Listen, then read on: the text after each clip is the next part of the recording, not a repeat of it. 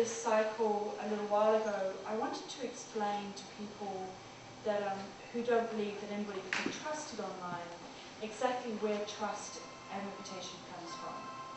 So perhaps the first thing to recognise is that when people join an online community of any kind, including Facebook, they don't fill out their profile very much.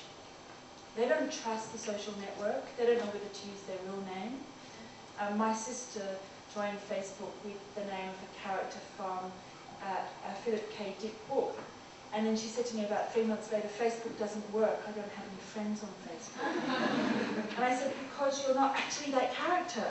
Why don't you try using your real name so people can find you? And of course she did, and it worked. So we don't trust the social network when we first join. We don't trust the social media site. We don't actually understand its rituals and its rules. It is a community. And so, interestingly enough, because we don't fill in the information, the social network doesn't trust us back. As we move through and look at identity, this is where you start to add groups and events and post up information about yourself. So, I don't know if you know, but one of the most popular groups on Facebook is I want to slap slow-moving people on the back of the head. How many people here belong to it? A few.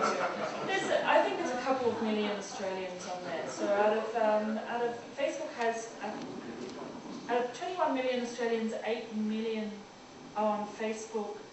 Nearly 6 million are logging in monthly. That's called an active user. And around about half that are logging in daily. So it's a huge growth since May 2007 to pull those kind of numbers in on a daily level. As we add our friends and those sort of things, the pink colour means it becomes unconscious, because you may not realise that by joining the group, I want to slap slow-moving people in the back of the head, what that is revealing about you to potential employers. We're not thinking about the invisible or future audience. We then move back to perhaps the more conscious idea of the conscious reputation management, which is looking at the tone and the quality over time of the messages that we leave.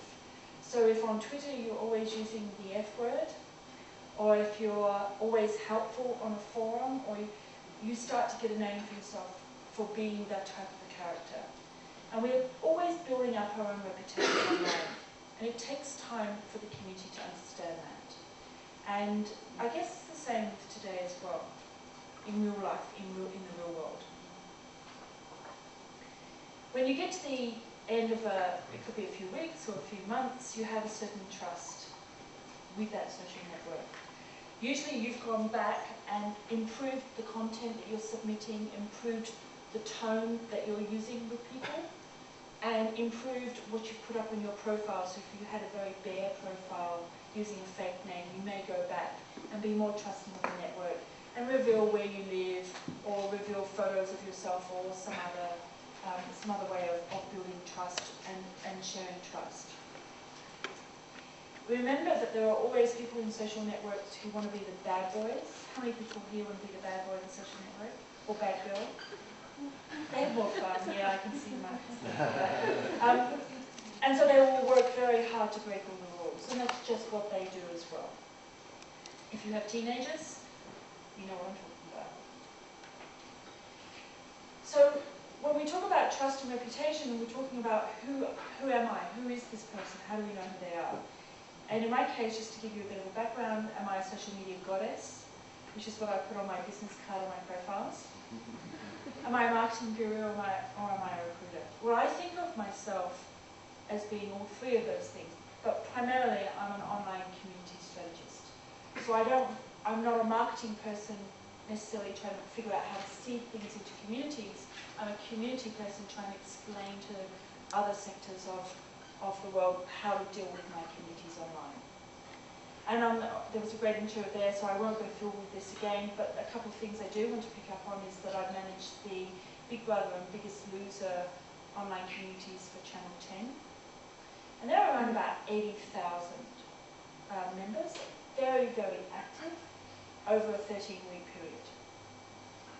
And what I will say is each one of those communities, for all of the communities combined, we had one half-time staff member working full-time. working on them as a dedicated job.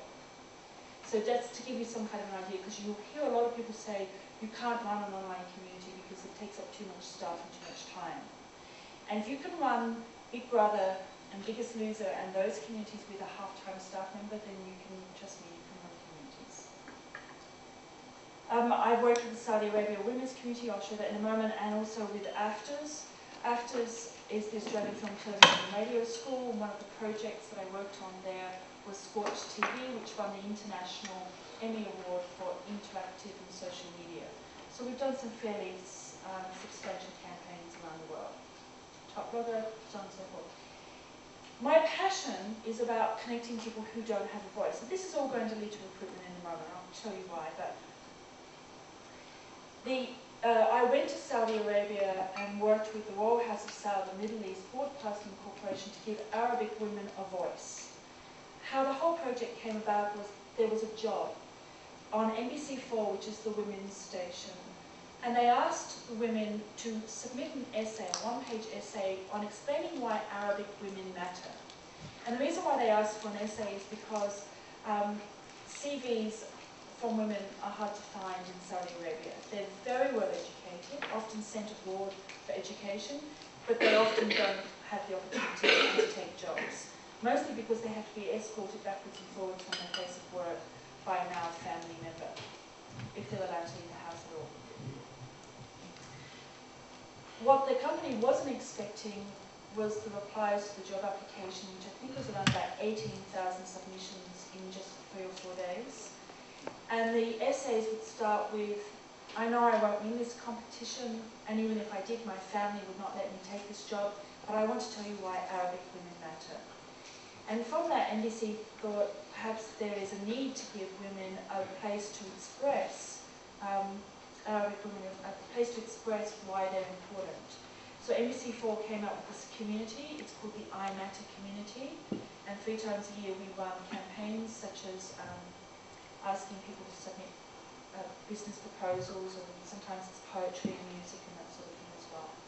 So I'm extremely passionate about connecting people who are dispossessed and don't have a voice to these new mediums, which are about creating your own content, but not just creating the content, but also building distribution channels for it as well.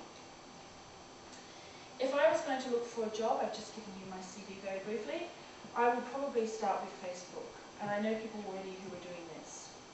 On Facebook, you go to the advertising page. You don't have to be anybody special to do this. You just plug a credit card or PayPal, I think, in. You pop up a decent photo of yourself. It's the best one I have, and you sit on all the brochures for ISB. And I would create, and you just fill in the fields. So I put my blog up because each person now is establishing an identity on the net, and we need a central hub for all of our spoke campaigns. And I'm not talking companies here. I'm talking about any individual that's building a brand of one. And it's not just CEOs and C-level executives. It's Gen Y. Each one sees themselves as being a brand of one that they promote throughout social networks. I fill in the form, I say who I want to target, and I specifically type in under either under workplaces or under keywords the word Cisco. And Facebook dynamically updates and tells me how many people I will achieve or target through that ad, through their profile. And in this case, 760 people are registered with the Cisco network in Australia. So I'm telling Cisco to give me a job, targeting Cisco staff directly, and it's about 37 cents per click for me to do that. So if I was going to target someone, this is what I would do. And I have to say, I'm starting to see more and more and more people doing this. It is not hard anymore for an individual to take an ad out. And in the old days, I would never think of putting an ad in, or this kind of display ad in a newspaper. It would just freak me out too much. I might read the classifieds, but I wouldn't have thought about necessarily putting a job ad in there as well.